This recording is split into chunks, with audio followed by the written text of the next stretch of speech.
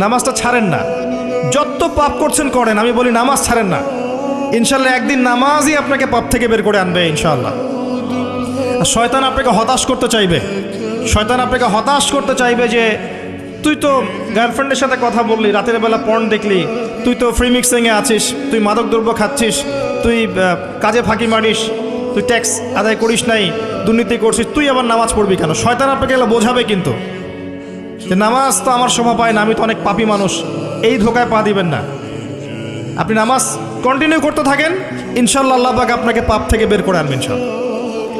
ওই নামাজটা যদি ছেড়ে দেন তাহলে আর কোনো হাতিয়ার বাকি থাকবে না। আর আপনি যত পাপ করেন না কেন মায়ুস হবেন না, মন ছোট করবেন না। আপনার একটা সেজদা, যে সেজদা আপনি চোখের পানি ঢেলে দিয়েছেন আল্লাহর কাছে যে আল্লাহ আমার ভুলগুলো তুমি মাফ করে দাও, আমার তওবা তুমি কবুল করো, ইনশাল্লাহ দেখবেন ওই একটা সেজদা যদি কবুল হয়ে যায় আল্লাহ পাক আপনার সব গুনাহ মাফ করে দিবেন ইনশাল্লাহ।